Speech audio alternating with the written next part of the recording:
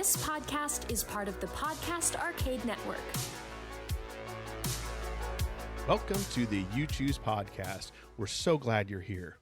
Please take a moment, pause this podcast right now, and share it with someone you think would find this podcast interesting. We would really appreciate it. Please go to youchoosepodcast.com. That's the letter U, choosepodcast.com, and find the different ways that you can connect with us and how you can be part of the live event. And without further ado, let's get into the adventure you choose. Sit back, relax, get a nice glass of tea, water, a cerveza if you're feeling it. Yeah. Call it a night and just and turn off the TV and let your imagination do the work. Let us do the work. Let us do the work. Yeah. You tell us where to go, and all these books are on, or most of these books are on archive.org. So if you are listening to this later, you can pull up the books and follow along with us, and we'll go through a new one today. So like Eddie explained too, also, we try to go through a new book every time we do this, so that every time you listen, you're getting a whole new story. Yeah. Life's too short to go on the same adventure. So we will let you go through. So we're reading Zork again. We read it through once last episode. And the idea is that we revisit each book 2 times like you would on a real choose your own adventure book. Because you're like, man, I didn't want to die like that. I didn't want to step on a banana peel and slip into a lake full of electric eels. That's not how this guy's going out. And so you get a chance to relive your life and try it again. So we go through each book 2 times.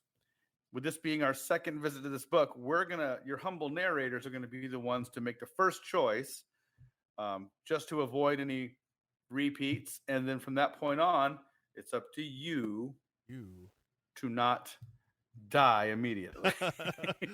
Al will kill us anyway. No pressure. But we try not to, even to the much chagrin of Al. Yeah, fun fact of the show, if you haven't paid attention, Al really tries to kill us. Yes, that's the running gag, is Al Garrison from Omug Comics tries to make sure we die. But every once in a while, we can dodge the bullet. See, let's get started with Zork. And let's get to the first page here. So I'll go ahead and get started. And those of you that don't know, Zork is an old text-based adventure game. I put a link in the show notes you can still play it online right now, so I'll put a link in the show notes later. You can go play it and get an idea of what it was like for early text-based adventures in the 80s, where you had no graphics, Eddie. All you had was text on the screen. No, you had the landscape of your imagination to help you out. And if you were even remotely skilled at art, like our one and only friend Al Garrison is gifted at the skill of art, you had to use your brain. You had to use your brain, kids. Yeah. You couldn't just count on those 16-bit graphics. You had to count on the landscape of your mind to help you create this wonderful world in front of you. At least in this one, you had a book that had some sketchy drawings in it to help you out. Some mediocre black and white drawings, but that was it. But the computer game, no graphics at all. Yeah. Anyway, those were the days. Like this copy we have looks very, very 1980s too. You remember that? Like a friend would Xerox a book for you and give it to you. Like, here. This one looks like it's a copy of a copy of a copy. Yes. Yeah, we can start when you're ready, man. All right, I'll get started. It was a warm, sunny day in early May. June and Bill were going home from school. They were wondering how to spend the afternoon. Should they bicycle to Lookout Pass in the hills outside of town, or explore the deserted fort on the riverbank? They didn't really want to do either. They realized old games and old explorations, they simply weren't fun or exciting anymore. Bill and June discussed this feeling as they passed the unused water station beyond the schoolyard, its high brick walls hidden by a jumble of wild bushes. Suddenly, June stopped walking. "What is it?" Bill asked. "I thought I saw something glowing there under the bush." June pointed at one particular thick and twisted bush. Bill was skeptical, but he followed June to the bush and helped her pull the branches aside. They both saw it at the same time. It's a sword," gasped June. "An ancient sword of elvish workmanship," added Bill. Again, Bill is a elvish sword expert. He's that friend, Yeah. He's like, "This looks elvish." Bill? Actually, push-up glasses. This is This is half elvish. This is Ooh, you in the half elvish. Oh. Bill. All right, Bill. Like the one in the story we read in class today. Oh, we just happened to read about elvish swords at school today. So that's probably how Bill knows. There's one thing we left out about the 1980 storytelling, Lee. What's that? And that's coincidence. That's coincidence. Written into the narrative. It happens all the time. It's like, oh man, the good thing. I think our teacher might be a centaur. We just learned about centaurs in class a couple days ago. Our teacher's an elf. Oh man. Ooh. Let's see. He reached for the sword. Wait, June cried. It's a magical sword. It could be dangerous. Do you think Bill should take the sword? Go to page 9. Do you think Bill and June should ignore the sword and continue home? Go to page 13. Ooh. So last time we went to page go. 9. So this time we're going to go to page 13. We're going to be wimps and say, you know what? Just leave that sword there for somebody else.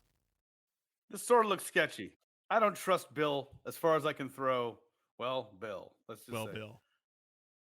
So here we go. Is this me? It's you. With a last longing look back at the magical sword, Bill turns away from the hedge. He and June spend the rest of the day watching TV. Spring becomes summer, which passes by without excitement. Eventually, with the leaves beginning to show a hint of yellow, they return to school to begin another year. There you go. The end. We're done. Well, we didn't die. We died of boredom. I know. It's like, well, adventure came calling and you said no. You said no. Yeah, I like how it says you stop here. Your score is 0 out of 10. So in this book, you got points for depending on how many things you collected. But you probably deserve another chance. Go to page 8 and try again. So they force you to take that sword. Well, you're not ending like this. Yeah. How lame. Yeah. Al says lame.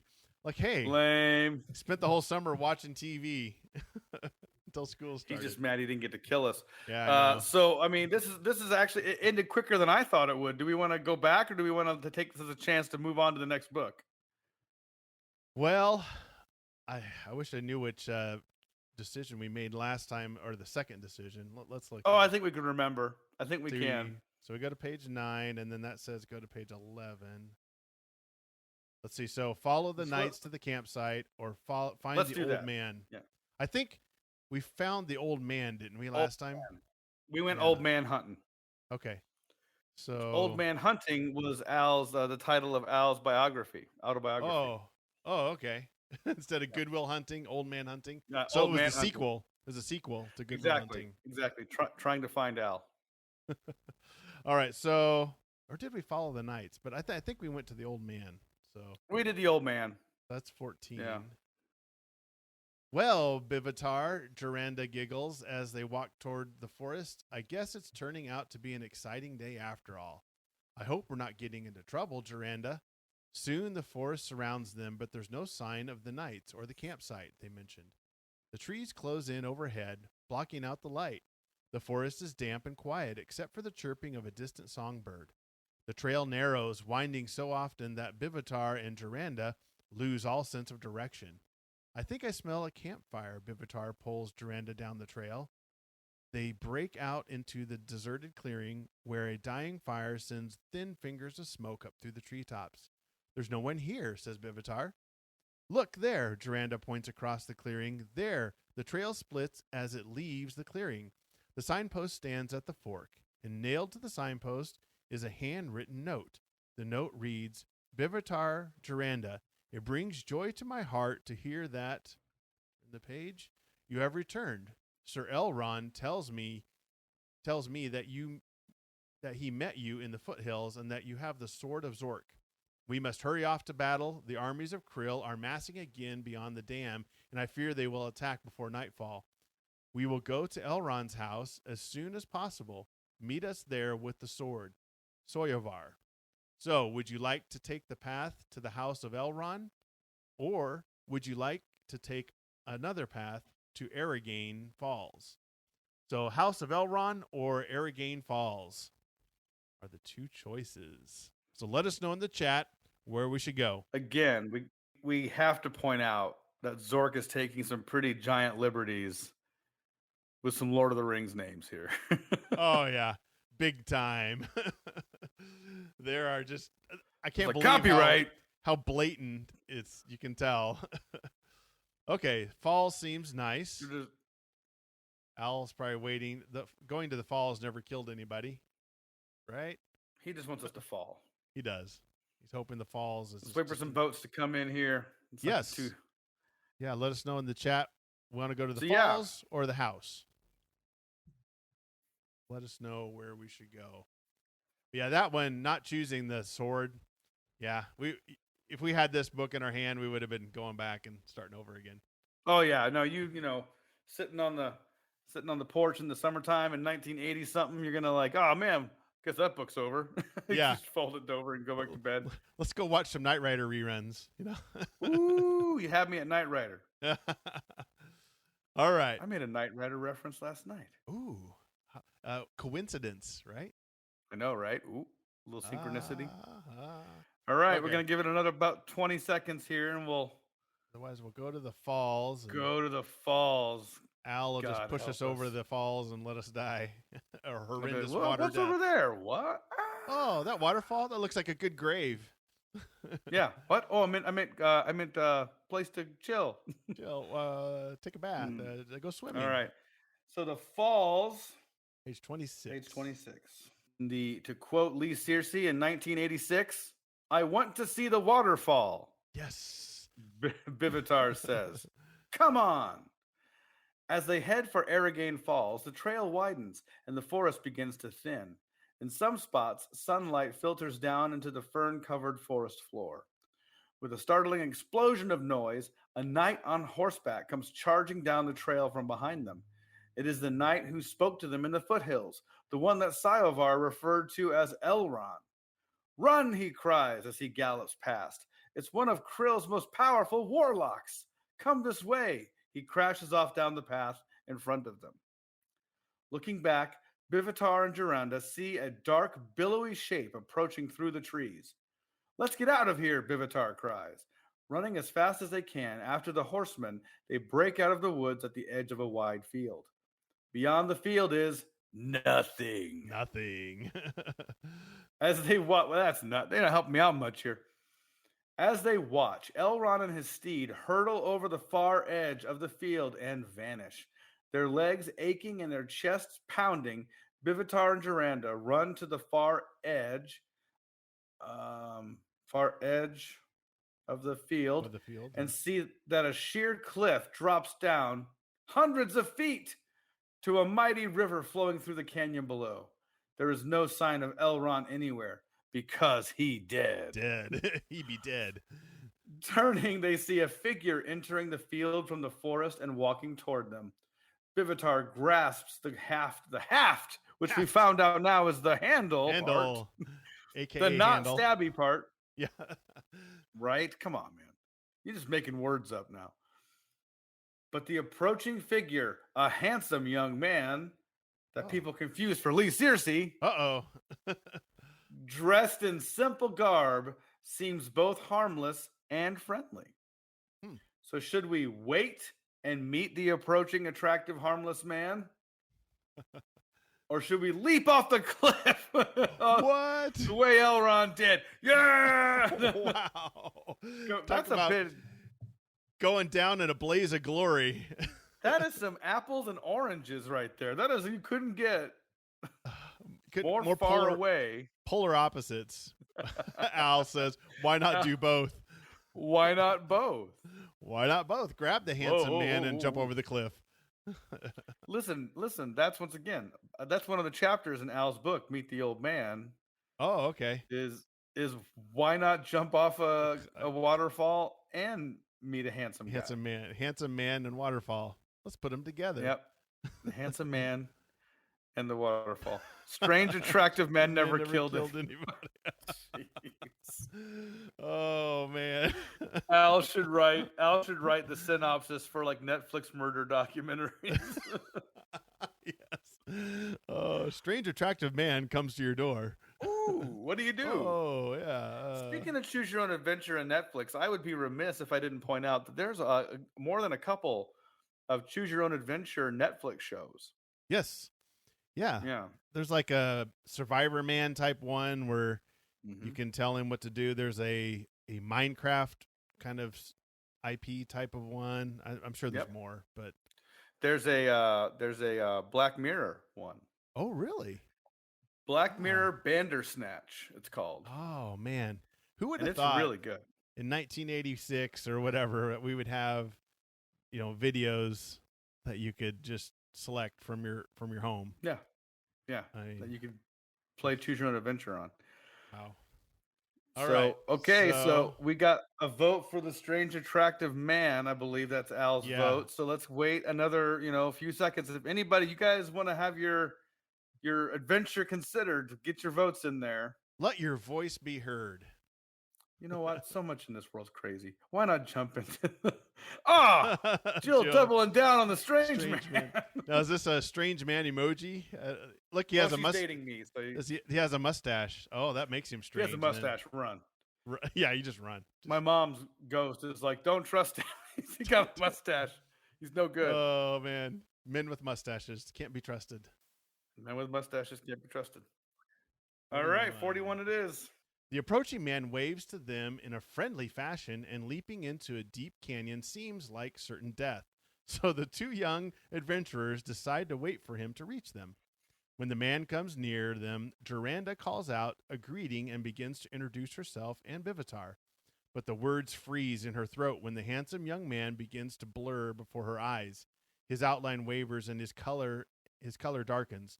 Slowly, with a laugh like rolling thunder, the warlock transforms himself into a giant bird of prey.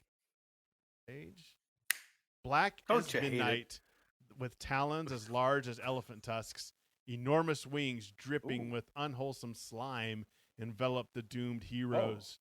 Their last sight before they pass out from the fetid odor of evil in the air is of tremendous fangs dripping with black poison. The end. Wow. We didn't just die. We got ate up. Yeah. Right? Wow. That illustration's disturbing. It is. It's like a mixture of a spider and a bird. So imagine a bird, wings wings but spider head with fangs. Well, this just goes to show you that Al was wrong. Strange attractive men did kill someone. Vivitar and but look at the Duranda. We got 2 points. It says if you stop here, your score is 2 out of 10. 2. We died, but we got 2 points. Does that count? Well, Meatloaf said 2 out of 3 ain't bad, I suppose. Oh man, that was a good one. If we're gonna die, yeah, I want to die with the drippy poison fangs. Yeah, why not? Drippy poison fangs. That was your nickname at alchemy school. All right. Drippy poison fangs is my wrestling name.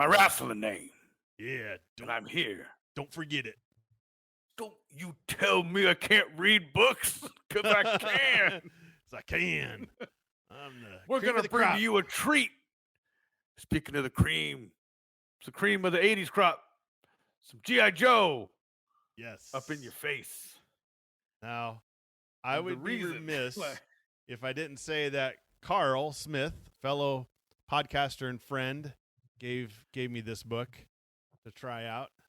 So this is the Find Your Fate book, number 1, GI Joe. And like we've said in previous episodes, once the Choose Your Own Adventure books came out, all the IPs, Transformers, GI Joe, Zork, Tolkien, whatever, they all had kind of their bend on this type of genre. In classic 80s fashion, when Transformers came out, what came out right behind that? GoBots. Yep. Mutant Turtles come out. Like, Mutant Turtles, these kids will play with anything. Then it comes out like Street Sharks and Biker Mice from Mars and Toxic Avengers and Yep. Tomatoes from planets killing. It couldn't stop. It's just, they just couldn't. You're right. They just couldn't stop. I can't stop myself. Untethered. Yes. But yeah, when the Choose Your Own Adventure books came out, and it's classic. and you given the history, and this is a quick little synopsis again. The original people were like, we should make these into books. They were laughed out of people's offices. Get out of here. A book with more than one ending? You make me sick. Don't even. And don't throw him down the stairs. And then, in classic 80s fashion, hey, the kids love the book. To quote Jill, the children love the books. They love the books. They love the books. They love the books. And so people just start copying like their life depends on it. Yes. So special thanks to friend of the show, friend of ours, Carl. Yes. Carl D. Smith. He's a good guy. Check him out. I'll put a link to some of his stuff in the show notes for later. Man, all his stuff. He's a prolific dude. But you're right. Once they found out these things were selling, like, where's that guy we threw out the other day? Get him back here. Quick, get him back.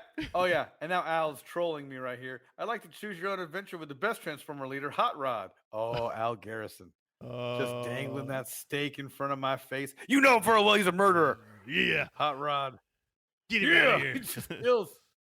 He had Prime killed on purpose. He wanted to take his place. Eddie wants to do a flying elbow to Hot Rod off the top rope. Hot Rod. Hashtag not my Transformer. Not my Autobot leader. Yes. I prefer my Autobot leaders to not be murderers. Yes. That's my own personal opinion. Just a personal preference here. I'm just saying, if we're going to say what I like, I tend to veer away from murderers.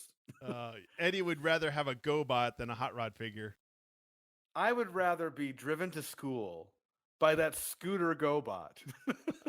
Whatever its godforsaken name was. Oh, man. What is that? Oh, gosh. I think it was Scooter. Was it I think Scooter? they were that. Oh, man. No way. Anyone watch? Yeah, if you're watching, let us know. Maybe it was Scooter. Or look it up. I mean, but I would rather be driven to school on that godless abomination than be saved by Hot Rod. So if sully my hands. Eddie's getting ready to be dropped into a vat of acid, and Hot Rod puts out his hand to save you. You're like, no thanks. No thanks.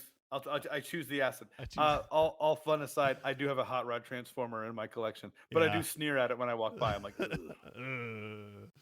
anyway, this is GI Joe, so this is different. And GI Joe, the franchise, I'm okay with GI Joe, except they throw cobras through people's hearts in their movies. Oh yes, the GI Joe movie. I remember my mom was always reluctant with GI Joe. Oh, really? Because of the guns and stuff?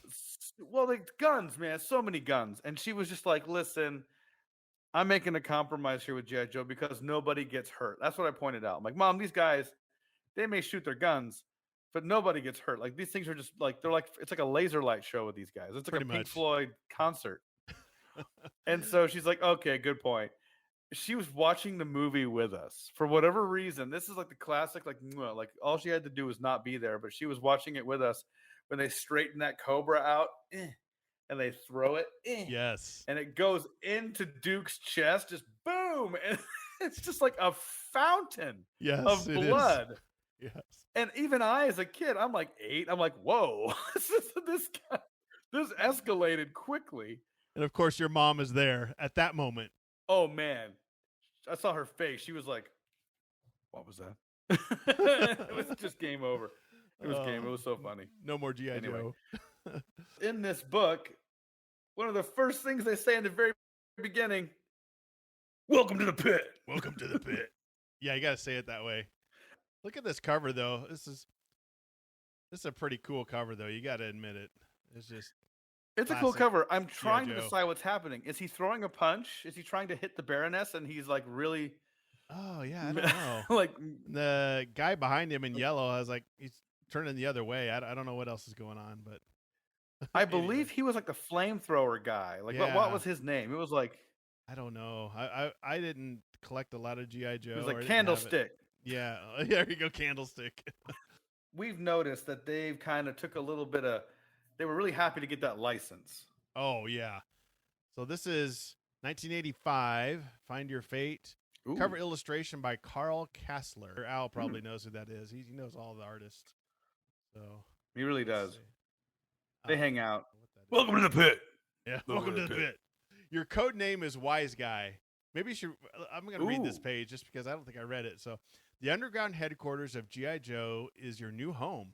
That's because you're about to become the newest member of the GI Joe team. Your code name is Wise Guy, Ooh. which, if we stick to the Choose Your Own Adventure underlying tone, we are a wise guy. We're a smart aleck. We always seem to know everything. And we're 9. And we're 9. Yes. Yeah. We're a 9-year-old that the GI Joes have irresponsibly chosen to recruit. A 9-year-old. Hey, kid, what grade are you in? I'm in 3rd grade. Sounds good. Sign Get here. Camp's tomorrow. Yeah, dude, I love America. Get on board. This kid's Wise Guy. It's his nickname. That's his name. Yeah. That's your nickname, dude. He makes me laugh. He's crazy. So your major talent is to think fast and make wise decisions under pressure, but your assignment is strategy specialist. A special G.I. Joe squad is about to go into action. The mission will not be an easy one. As strategy specialist, it will be up to you to make sure it's a successful one. Read the directions at the bottom of each page, then make your decision about what to do next. If you make the right decisions, the team will score a triumph over the evil forces of Cobra, and you will be recognized as a hero. If you make the wrong choices, you'll wish you never joined the team. Good luck, soldier. No. That's hilarious. You're going to be hazed within an inch of your life, kid. Oh, no. man. So, yeah, you're a 9-year-old. You're coming to G.I. Joe. They're like, how about strategy specialist? Let's put that on his name tag. He's like, hear me out. He's like, we're going to call this kid Wise Guy. Hey, man. He's like, what are you doing? He's like, I still have my baby teeth. They're like, sounds good. Sounds good. Somebody get this kid a gun. Yeah. No. Oh, man. That This is awesome. a bad idea. This is a bad idea. All right, I'll start this one off. Here we go. Can't you move any faster, Ripcord? What's your problem? Did you jump out of too many airplanes without a parachute? Ooh. Burn. We're already insulting. Blowtorch gives Ripcord a playful shove as you follow a group of Joes through the armored corridor. Where's the fire, Blowtorch? Ripcord replies, shoving him back. That's a weak response. I'm just saying. Yeah. Like the other GI Joes laugh. They laugh. They're like, haha, that was a weak response. You're walking through the second level of the pit. You got to wear these sunglasses, otherwise your face melts off. When you're in the pit. When you're pit, you got to wear these. Toward the briefing room. It's 0600 hours on Sunday morning. Sunday? It's the weekend, guys. What are you doing? Take some time off. Wise Guy doesn't have a day off. Wise Guy. It's always on the clock. Yeah. I'm 9. I have my 10th birthday in a week. You can understand why your fellow G.I. Joes are a bit edgy. Why has Duke, your sergeant, called a briefing session at this hour? It must be important. You enter the low-ceilinged room and take your place around the long table. There are 7 of you waiting in silence for Duke to enter. Hey, I smell smoke, Mutt cries, jumping up from his seat. What's burning in here? Turn to page 2. Smells like burning rubber, Airtight says with a peculiar grin on his face. It's my boot, Mutt cries. He begins stamping his foot, trying to put out the fire. Airtight, you idiot. This is no time for your stupid practical jokes. Oh, so Airtight lit his friend on fire. Oh, okay. In a meeting. In a meeting. Yeah. That's hilarious. You know, I'm just going to tell you, the 1980s, and this is wildly why a lot of kids had a bad notion of what it meant to join the military. Oh, man. Hey, Carolyn's in the chat. Hey, there's Carolyn. Tastes like burning. Yeah. Tastes like burning. It's like, listen, lighting your friends on fire, not a good prank. Not usually, except when you're 9 and you got recruited by an army specialist. Airtight falls off his chair laughing because he's a sociopath. The other G.I. Joes are laughing too because they are sociopaths as well. Mainly because it didn't happen to them, because they're selfish. Blowtorch doesn't laugh. Fire's not a joking matter to him. Mutt angrily leaps at Airtight, but Snake Eyes pulls him back with a simple flick of the wrist. You shouldn't play jokes on Mutt, you tell Airtight, who is still laughing. Mutt spends so much time with dogs, he's likely to bite your leg. Ooh. You're right. He gave his own mother rabies, Airtight shoots back. This is getting out of hand. This meeting is out of hand. Well, see, Carolyn made a good point. She said, don't set meetings at 6 a.m. on Sunday if you don't want to be set on fire. I mean, that's fair. She's not wrong. That's fair. This could have been an email. Yeah. Everyone laughs, even Spirit, who usually disapproves of rowdiness. But the laughter stops immediately when Duke enters. I think Spirit was the racially insensitive Native American GI Joe. He was the Native American one. Yeah, he was. Yeah, he had the eagle with him. And then you're like, I don't know. Something about this feels wrong. This feels like a little bit of a stereotype. He was a lot like Apache Chief in the Super Friends. Oh, yeah. I mean, once again, this is not excusing it at all, but it's funny because the 80s were like, man, we need to be more inclusive. I know. Let's take racial stereotypes and just make them part of the story. Time to get serious, guys, you say, rubbing a hand slowly through your short blonde hair. I've got a small job for you. That's Duke, sorry. Oh, that's Duke, yeah. Through his short blonde hair. Turn to page 20. What is the mission? Turn to page 20. Oh, it's one of those hop around books. Yeah, I think we're gonna hop a little bit here at the beginning. Duke switches on the slide projector because it's 1985. Oh, this is awesome. And a face appears on the screen. It is the face of a man with wavy white hair, piercing blue eyes, and a short cropped white mustache. It's Al Garrison. Oh. The man is dressed in a long white lab coat. Totally an Al Garrison move. This is Dr. Newton Fitzsimmons, Duke says. He is an Australian scientist. And this is Dr. Fitzsimmons' invention. He clicks to the next slide. It shows a small red metal device. It doesn't look like much, does it? But it's a heavy-duty machine. Ooh.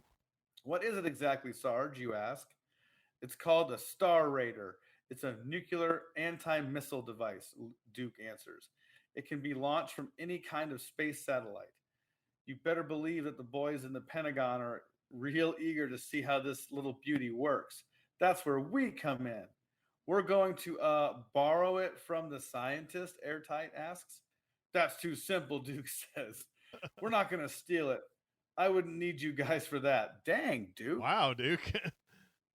I feel like they didn't quite know who the characters were when they were writing this story. I think they're just like, make something up. Here's your characters. Now do what you want. Just use the characters. I don't care. We're not going to steal it. I wouldn't hire you guys for that. No, it seems that the Defense Department has invited Dr. F. Fitzsimmons to Washington. He's agreed to fly here and bring his plans for the Star Raider to show to the big boys at the Pentagon. Literally, they're like 6'9". Yeah, 6'9", 6'10". 400 pounds. And our job, you ask? Our job is to protect Dr. F during his visit to the U.S., Duke says. You see, I've left out one little detail because this meeting is bonkers. Yes. Cobra, it seems, knows about the Star Raider, and Cobra also knows about the doctor's visit to Washington. My guess is they'll try something, anything, to get those plans for themselves. You look around the table at the GI. You mean like light their friend on fire? Are we the bad guys? Are we the bad guys? Maybe we're the bad guys. Are we the baddies? At the GI Joe team that will be with you on this mission. Snake Eyes, silent master of the martial arts. Ripcord, the paratrooper. Blowtorch, the fire expert. Spirit, the soldier with special skills of a Native American medicine man. Dear God, forgive us for being so racially insensitive. Oh, wow. Airtight, who's a narcissistic sociopath lighting his friends on fire in meetings. Whose specialty is chemical warfare and whose hobby is practical jokes. That's a terrible hobby. Get a new one. Yeah. And Mutt, the feisty dog handler. That's all they said, the feisty dog handler. Everybody else got all this great. That's it. He handles dogs. Okay. Cobra should know better than to tangle with this group.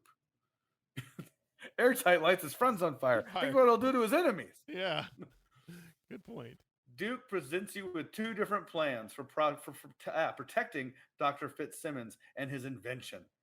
As strategy specialist for the team with 3 whole hours of experience, you will have to decide which plan to put into operation. Turn to page 4. And with all of our baby teeth. With all of your baby teeth still intact. Go to page 4. Where are you going to go? So here we go. Wise guy. For your eyes only. Ooh. For your eyes clad in pit vipers only. Oh, yeah. Operation Star Raider, 2 strategies. Plan A, in full view. Object, to throw Cobra off the track by doing what they least expect. Lighting all your friends on fire. Fitzsimmons' plane will land at Kennedy Airport in New York. He will then be taken to Washington. Fitzsimmons will arrive on Parade Day in New York City. A giant parade in honor of all the other parades that are held in the city is scheduled. Huh? A parade to honor other parades? That's what I was thinking. What? Did I read that right? Yeah, a giant parade in honor of all the other parades that are held in this. Yes, a parade for the other parades. This is the most crazy parade I've ever heard. It's like parade inception. Wow, what an idea. Parade within a parade. Okay. Strategy. Don't try to hide Dr. Fitzsimmons. Have him ride in the parade up Fifth Avenue with the mayor in full view of everyone. At the end of the parade, route the mayor gets out. The car continues on, accompanied by the Joe team, to the meeting place in Washington. Rationale. Cobra will be totally surprised. They hate surprises. Yeah. Also, it would be next to impossible for Cobra to kidnap Fitzsimmons from an official limo in the middle of a crowded parade. Or Plan B, the mountain retreat. Get on Airbnb. Reserve a cabin. Yeah. Show Dr. Fitzsimmons a wonderful vacation of skiing and fun times. Fishing and forest hiking. Object. To get Dr. Fitzsimmons to the most hidden, secluded place possible. The text gets weird here. Yeah, it's kind of blurry. Do you want me to Background. Ooh, my eyes. Background. Snake Eyes owns a small cabin in the High Sierras because he's a classy guy. Snake Eyes owns a cabin. That's awesome. So listen, I'm a martial artist. I work for Joe. I kill people, but I also enjoy a nice time out in the mountains. And eat s'mores. Where he goes to escape from the world with his pet wolf. It is secret and secluded, and as far as is known, Cobra is unaware of it. Strategy. Take Fitzsimmons directly from the plane to the hidden cabin in the mountains. Have the Defense Department officials meet with him there and see his plans, and fly him back to Australia. Rationale. He can be gotten in and out of the country without Cobra ever knowing where he was. Also, the mountain cabin should be easy to defend against Cobra should they happen to find Fitzsimmons. Ooh. So here we go. The choice is, they really broke this down. The choice is yours. Which strategy? Plan A, which is stick him in the parade of all parades, or Plan B, hide him in Snake Eyes' vacation home. Let us know in the chat. In the parade, inside a parade, or the cabin? That's awesome. They did a good job of setting it up, I guess, and it sounds very militaristic, I guess, for lack of a better word. It's a little discombobulated, but okay. We got one vote for the Fonzie of plans. Plan A. Snake Eyes is Ron Swanson. I mean, he kind of is. Okay, Jill said Plan A. Carolyn said cabin. One for Plan B. I can't believe that Al, who's so determined. Now, since he's Australian, we have to flip an Australian piece of currency. You're right. Which I think for them it's like the salt wheels. Australian. There we go. Let's use the 50-cent Australian coin if we have to flip. We'll give it a few more seconds, though, just in case. Let us know in the chat. Plan A or Plan B. I think Al did vote. Parades never killed anyone. Oh, that's what there it is. Okay. All right. Yep. Never mind. So we're doing the parade. Parade. Everyone loves a double, triple, quadruple parade. 54. So I'll read that. Yeah, parade. Let's hide him in plain sight. Let's do a parade about the parade. And then he'll never know. All right. You know, seriously, like who doesn't love a parade? I guess. Nice weather for parade day, you say, as you and the GI Joe team roar onto the runway at Kennedy Airport on your turbo cycles. Hey, Ooh. Blowtorch, what in blazes are you doing with that flamethrower? We were issued automatic pistols for this gig. Sue me. That's funny. You got your blowtorch. We're supposed to have pistols. We're keeping a low profile here, guys. Here's your pistol. We're riding giant motorcycles with flamethrowers on our backs. That's awesome. Nobody will notice. Well, fine. Yeah. Sue me. I'm an old-fashioned type of guy, Blowtorch replies. You hear a roar above you. It's Ripcord hovering over the runway in an unmarked skycopter. Here comes Dr. F, you say. You see a white-haired man walking down the steps carrying a small gray dog. You hop off your turbo cycle and run over to the scientist. This way, doctor. We have a car waiting to take you to the parade in the city. Dr. Fitzsimmons smiles. He has been briefed on the plan. This is Franz, he says, holding the dog up to you. I never go anywhere without Franz. A few minutes later, your motorcade, Dr. F, and Franz in the back of a stretch limo surrounded on all sides by GI Joes on turbocycles, speeds down the Grand Central Parkway towards Manhattan. Hey, wait a minute, you say to yourself. What are those men doing on the overpass up ahead? Turn to page 55. You see a group of men carrying some sort of equipment on an overpass above the parkway. Are those high-powered rifles they have up there? You have only seconds to act. Should you put your turbo cycle into overdrive and roar up to the overpass to see what these men are up to? Or should you signal Ripcord in the skycopter to investigate? All right, everybody. Do we ride up ourselves or do we signal to Ripcord to investigate? Ripcord or ride. Just like the wise men had to decide. We gave the 9-year-old an automatic pistol and a turbo cycle. You know, why not? Yep. Yeah, it's 1986. You know, that's what everybody gets when they turn 9. Here's this turbo cycle and a gun. Let's see. Oh, Carolyn says Ripcord. Al says signal Ripcord because you never break the motorcade. Oh, Al.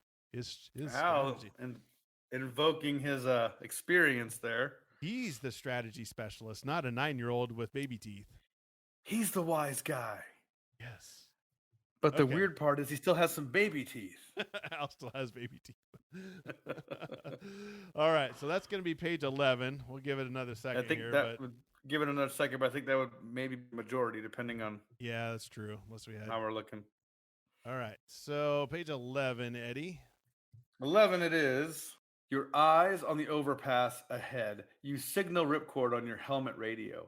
A few seconds later, he calls down his report. No sweat, wise guy. Just a bunch of engineers with surveying equipment.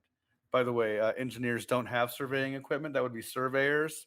I want to point that out. Okay. Push up your glasses and say, actually, you're wrong. G.I. Joe. Wise guy. Wise guy.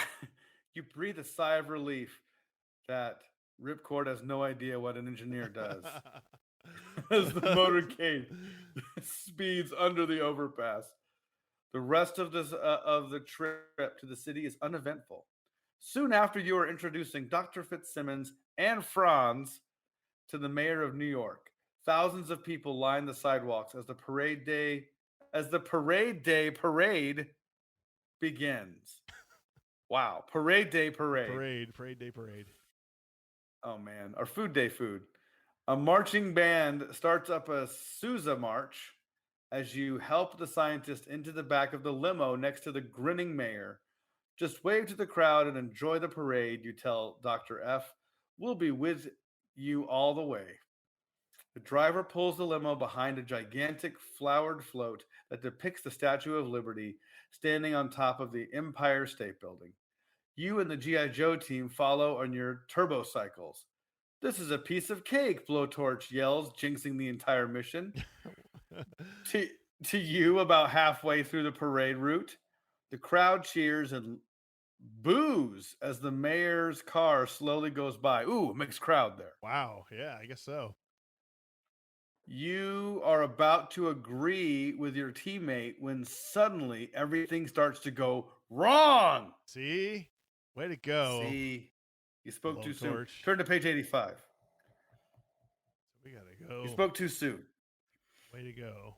As a strategy specialist, you shouldn't say that, Blowtorch. You hear a loud squeal of tires. The mayor's limo suddenly swerves to the right. Look out! The car is going right into the crowd, someone screams. People frantically leap out of the way. The limo roars into the shrieking, horrified crowd.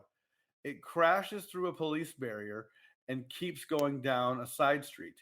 They're kidnapping Dr. Fitzsimmons, you scream to the others.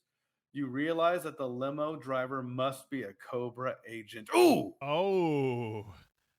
But Didn't think to check. We're a strategy specialist. We should have known this. No, should have planned for that one. Come on. Let's go get him, you yell. Like a GI Joe is one of the Joes is not the driver. Yeah. Snake Eyes is not the driver. Didn't check that background. Come on. But you have to go slowly to get through the crowd of shocked onlookers. Several injured people are lying in the street, and people are trying to help them. It takes forever to get your cycles through the tangle of people. I picture you just driving over other people. I don't care if that old lady's here. We're driving over her. We're driving over.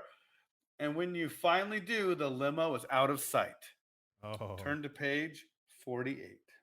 I'm only 9. I'm only 9. You trusted me just to, and it's your fault, not mine. All right. The limo seems to have slipped away from you guys, but I'm still tracking it. It's the voice of Ripcord coming through your helmet radio from the skycopter above. They're heading up Madison Avenue at about 50th Street, and they're moving. You guys better get the let out. Over. You signal your fellow team members and throw your cycle into overdrive. We haven't been in overdrive this whole time. Come on. Shame on you. Why we have these cycles? Why don't we have them in overdrive? It's crazy. Cars and taxis squeal out of your way as you blast your way up the avenue at full throttle with reckless abandon. Ooh. Soon the limo comes into view a couple of blocks up ahead. You pull out your auto pistol. Oh boy. Man, I feel like we're being really irresponsible. But there are too many people around, like we care all of a sudden. Yeah. And too many cars in the way to shoot at the escaping limo. And you certainly don't want to take the chance of hitting Dr. Fitzsimmons, the only human we care about in this whole scenario. Exactly. We don't care about innocent bystanders. They're heading into the Central Park now. Nice day for a picnic, Ripcord reports. Man, he's still cracking jokes. And he apparently can't pronounce his G's at the end of things. He's just that cool. It won't be a picnic for them when we get there, you scream into the radio. Ooh. Ooh, shade. Little vengeance coming out of us. Uh-huh. What do they plan to do with Dr. Fitzsimmons in Central Park? Will you get there in time? Turn to page 49. You race up the park drive after the speeding limo. Joggers leap out of the way. The limo smashes through a wooden grandstand set up for a bike race and keeps right on going. It pulls right onto the sheep meadow, the large grassy area in the center of the park.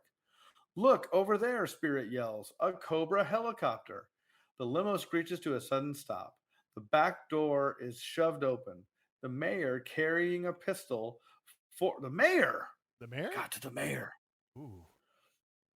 Forces Dr. F out of the car. The mayor is obviously an imposter, a Cobra agent in a very convincing disguise. Oh, okay. The real mayor must be in Cobra's clutches right now. Your companions leap off their turbocycles and raise their weapons.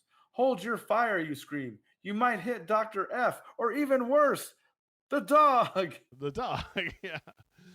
You hear a loud roar overhead. An army skycopter is landing right next to you.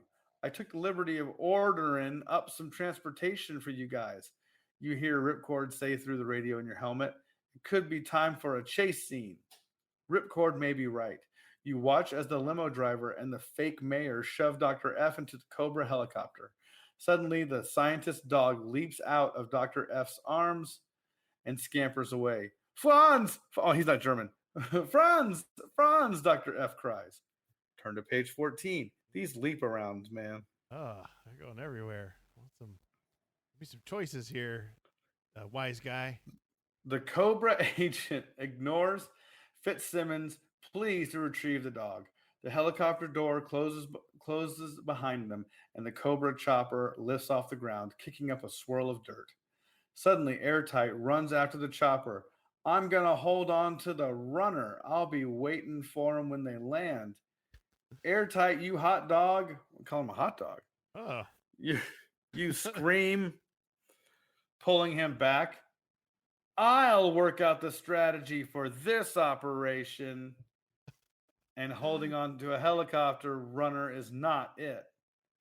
We got to get that dog back, Mutt yells. I got a feeling that dog's real important. Wise guy, let the rest of the team chase after him in the skycopter. We'll get the dog and then catch up. You've got to decide what to do fast. Should you forget about the dog and order all 6 of you to pursue the Cobra kidnappers? Or is it possible that Mutt is right? Maybe Dr. Fitzsimmons brought the dog along for a reason. If so, you could let Spirit, Snake Eyes, Blowtorch, and Airtight follow the kidnappers in the skycopter while you and Mutt go after the dog.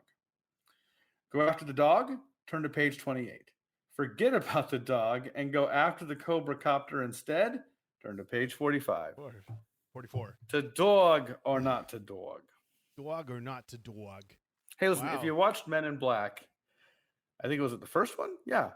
Yeah. You know the pet holds that secret, man. Yes. Yes. Maybe. I don't know.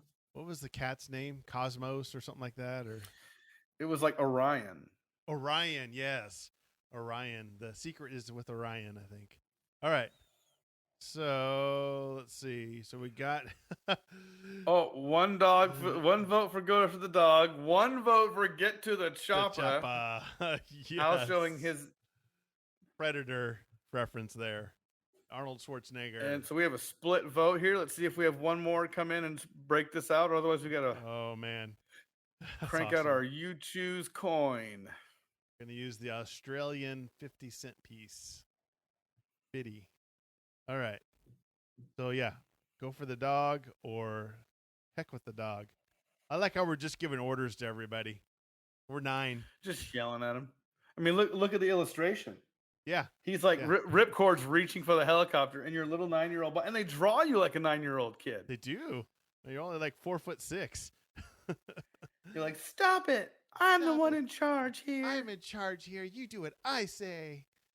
Where's the your Twinkie? gun? With your gun, yeah. A 9-year-old with a gun. Oh man! Like, all right. This is my nap. We're past my nap time. Uh-oh. Yeah. Are we gonna have to flip a coin? Got some milk and cookies. That's for sure. We'd All have right, another vote on this one. Oh, we'll leave it up to fate. Okay, here we go. So we want heads for dog, tails for choppa. Heads for dog, tails. Although dogs have tails. Ooh, Maybe we should say tails for dog, heads tails for choppa. puppies. Oh, wait. Oh, coming screaming in over the ropes like the Ultimate Warrior. Dog, Carolyn. So, dog. Go after the dog. I also want to point out Jill's excellent use of emojis again. Oh, yes. Look at that. Throwing that on there. All right. 28. All right. That's me. Dog. Gonna save the dog. Okay, Mutt. I must be out of my ever-loving mind, but let's go after that dog, you yell over the roar of the Cobra chopper as it lifts away. The rest of you guys get going after that chopper. They run to the skycopter. A few seconds later, they lift off in pursuit of the kidnapped scientist. You and Mutt run across the sheep meadow, asking picnickers and sunbathers if they've seen a gray terrier. No one can remember seeing one. Then suddenly you see the dog digging in the dirt in front of the metal fence. Quick, you cry to Mutt. If the dog gets under that fence and escapes into the trees, we'll never find him. Franz, Mutt calls gently. Don't worry, wise guy. I know how to talk to dogs, Franz. Here, Franz. The dog stops in frantic digging and turns around. Mutt keeps talking softly as he approaches. The dog stares back at him without moving. There, I've got you, boy. Mutt picks up the dog and the dog licks his face. You breathe a sigh of relief. Okay, Mutt, you get a soft assignment now. Take Franz back to the pit for safekeeping. I'm going Back to the after pit. Dr. F. Yeah, the pit. I'm going after Get a tiny Dr. pair F. of pit vipers for that dog.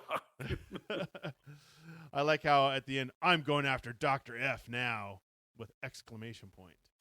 Turn to page 50. Yeah, cracking some knuckles. All right, page 50. We're going to see what this 9-year-old can do. All right. People scramble out of the way as Ripcord brings his skycopter down in the middle of the sheep meadow. Need a lift, soldier? He yells. You climb into the chopper. Let's get going, you tell him. The Cobra agents have a head start, but we'll catch up to them. You pull a small radio device from your pocket. I put a transmitter and a microphone on Dr. F before he climbed into the limo. Let's see what we can pick up. You activate the device and wait a few seconds. The tracer is working. They're heading north, you say, but the mic isn't picking up any. I like how you spelled Mike. M-I-K-E. Huh. Oh. Typo. But the mic isn't picking up anything. Maybe they're too far away. Ripcord guides the skycopter directly north. After a while, you're flying over thick forest near the New York-Vermont border. Hey, look down there. That's some hotel, Ripcord yells. You look down and see two sheer rock cliffs divided by a wide blue river. Standing on one cliff is a tall fortress of stone and steel. Trees grow almost to the edge of the other. You look at the readout from the tracking device. Cobra's got the doctor in that fortress, you say. I knew Cobra had a hidden fortress up there. That place is not going to be easy to crack. Turn to page 51. Where do you want to land, wise guy?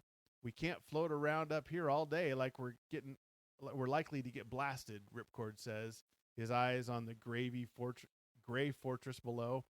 You got Gravy fortress. Yeah, I know, gravy fortress. That'd be the weirdest. The fortress full of gravy. Mountain, run. You've got an important decision to make. You should land on the side of the cliff the fortress is on, or should you land across the river on the side with the trees? Landing on the fortress side would be easier than landing in the trees, but on the other hand, the trees will give you cover in case Cobra is expecting you. So here we go. Do we land on the fortress side, or do we land on the forest side? Fortress or forest? To fortress or to forest? Forest. Which shall it be? Trees. Carolyn's already chimed in. So we got one vote for trees. If anybody wants to tackle the fortress. Oh, split here. We'll see. We got another one coming in. Oh, Al says for. I like how we knew as a strategy specialist, I knew Cobra had a hidden fortress up here. It'd been nice to know a little earlier. We're doing the thing, man. We're doing that thing where it's like, yeah, it turns out this and this and this. Yeah, I knew that. Oh, I already knew that already. You knew this? Yeah, I knew that. Well, oh, yeah. You know? Yeah, I knew that. You didn't know this? I knew this. Right. That guy. Oh, fortress again. Oh, even a fortress emoji. Man, she finds emojis I didn't know existed. Wow, I didn't know there was a fortress emoji. How does she do this? All right. Yeah, I tell you what. I think she makes them. 75. Fortress. 75. And we're getting into this sucker. We're getting deep. Where's our other skycopter, you ask? We better find out where the others landed before we decide where to come down. Ripcord tries to raise them on the radio, but there's no reply, no signal at all. Looks like we're on our own, wise guy, Ripcord says quietly.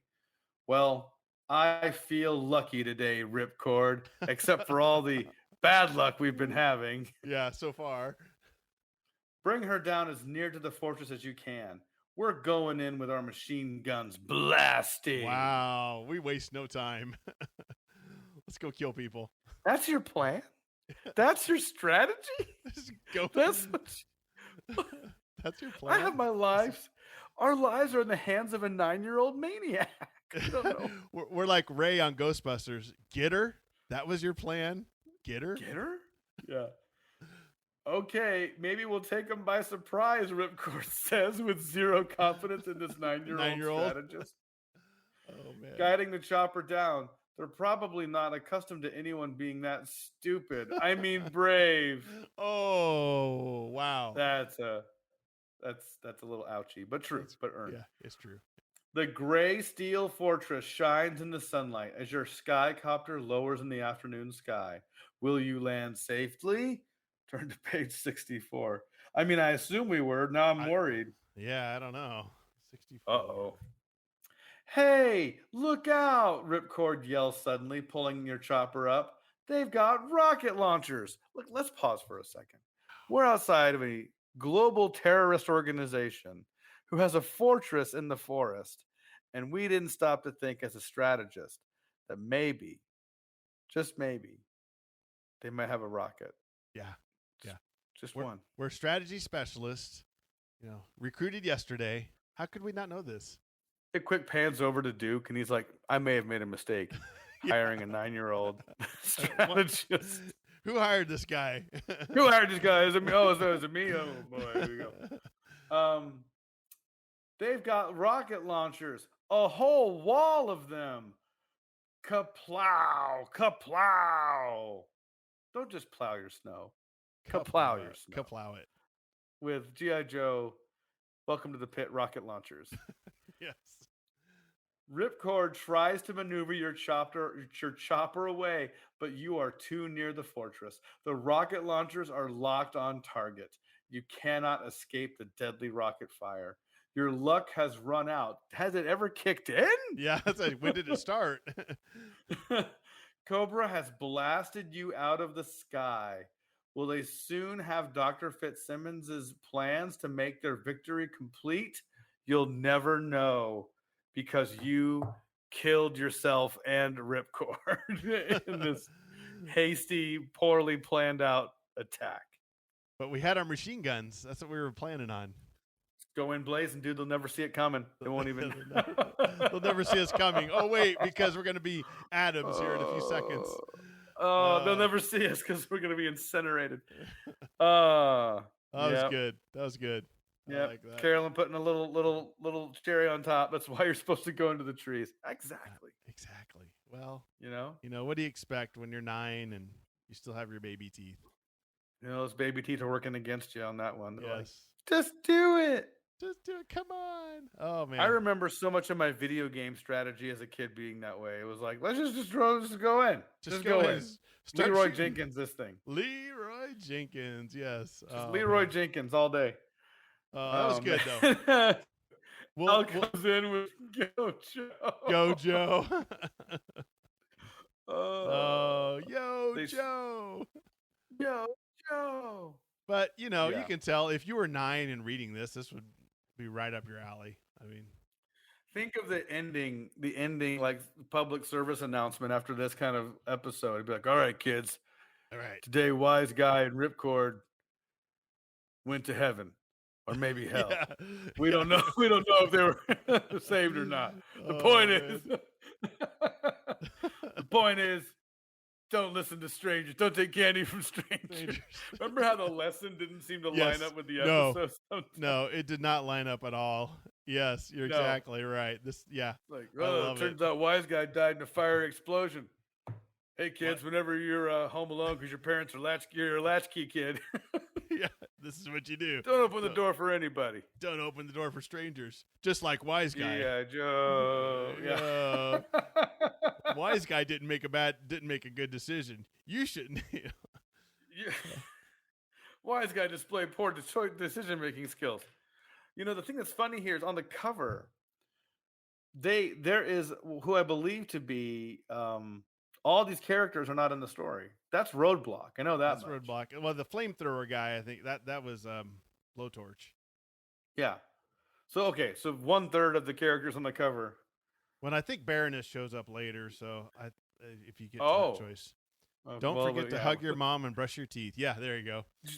GI Joe. Yeah. Wise Guy made a poor decision, but you can make a good decision today by hugging your mom and brushing your teeth. GI Joe. Wise Guy will never be able to hug his mom or brush his teeth again because he's dead. But you can. You can. Make sure to show your mom you love her. And brush your teeth. GI Joe. Oh, that was fun. So Yeah, that was super fun. we'll do this one again in 2 At weeks. least the dog is safe. Yeah, that's true. Franz was safe. You Right. can't kill At the least dog. Franz is all right. Right. Yeah. He didn't get shot out of the sky by rockets. Right. At least Mutt's watching it all. He's like, finally, I have the pet dog I've always wanted. Always wanted. All right. Yeah. Well, hey, thank you everybody in the chat. It was great. Always love it when we have people in the chat. Makes it obviously way more fun. Always more fun. And thank you if you're listening to this later. We appreciate it. You can go to YouTubespodcast.com, find all the different ways to get in touch with us, listen to past episodes, share it with a friend, whatever. We really appreciate it. So, as all right. always, yep. Thank you for tuning in, and until next time, you choose the adventure. your own adventure. All right, thanks everybody. Good night, everybody. Thank you for listening. It means a lot that you took the time to hear what we have to say. Please go to youchoospodcast.com for all the different ways you can connect with us and how you can be part of the live event. And until next time, you choose the adventure. Should we give them a little backstory? We were going to record last week. Sure. Yes. Go ahead. And then I came into contact with what I'm assuming, using my best scientific knowledge, is space cooties. Space cooties. That's what I'm going with. Yes. So space cooties. If you're a kid of the 80s, you brought out your chemistry set, you got some blood samples. You know, you're a doctor by 9. If you remember those toys, they had a toy called My Mad Scientist, and you could make like you could cover their skeleton with like this weird Play-Doh stuff, and then like play with them, like ooh, and then you would stick them in this like acid, and it would cook off the skin. I was like, man, only in the 80s would they make a toy. You can create life. Let's hand a kid a jar of acid. Let's give him some acid. Hey, you know, kids are dumb. We'll sell them some acid and see what happens. But no, I was viciously ill. No, it wasn't the COVIDs. I got tested 3 times. Not once, not twice. 3 times. But thrice. Oh, wow. Still. And no COVID, but I was down for the count. Yes. It was like someone genetically created a perfect Eddie illness. It like took the life out of me. I was shambling around the house like a ghost. The ghost of Eddie just walking around. Ghost of Eddie. I mean, I had no energy. I could barely. I mean, dude, like Jill, God bless her, came and took care of me for a better part of a week. Because I at one point was like, call the coroner. Get my will ready. I'm ready to go. Call Lee. Let him do a podcast on my tombstone. Oh. I'm heading towards the light. I'm heading towards the light. I can't quite tell where I'm going. But yeah, I was really ill. So we did not record last week. And then you, lucky boy, Lee, were at Rainbow Comics in Lincoln, Nebraska. Yes, that was great. Hanging out, talking celebrating, to folks. Yeah. It was fun. That's awesome. Talked to lots of people that remember the books and handed out some stickers and did some high fives and all that fun stuff. It's never a wasted day when the high fives are exchanged. Exactly. Exactly. Yeah. But now we've given me another week and my voice is back and I don't want to jump off the building and end it all. So you're not a ghost. You thought I'm not a ghost. Well, what? I see dead people. I mean, I'm a real boy. You're a real boy. You got. Speaking of getting pinned, Eddie, you almost got the 3 count, and I think you got some fun glasses for us. Oh, I do, because today, we're gonna go to the pit. See a little bit left over. We're going to the pit. We're going to the pit, and you'll see what we mean a little bit later in the show. Gonna win the title. Then, look out. If it ain't pit, it ain't spit. You know what I'm saying? Anyway. Our best Randy Macho Man Savage impersonation. I don't want to. Yeah, exactly. Yeah, I don't know how you could talk like that. The cream rises to the top. Yeah, it always rises to the top. Anyway, so to give you, if you're a new visitor to the show, first of all, if you're brand new, where have you been? This show is blowing up. Uh-oh. Lee had come up with this great idea. We had a great idea a couple of years ago now. Yep. To do a live show where we would read a choose your own adventure book and let the audience choose the adventure. Yes. The pandemic came and visited its wrath upon us. And so us being a fairly intrepid podcasters, we're like, hey, let's not let a little thing like the apocalypse stop us. Exactly. Let's just do this. So we took it online. And so now we have You Choose Live, where we will go through a choose your own adventure story. And you, the viewer or listener, if you're catching us after we go live, Yes. can scream at your radio or your phone and tell us what choice you want us to make. So, Al Garrison. Al Garrison. Apocalypse never killed anyone. Yeah. Good times.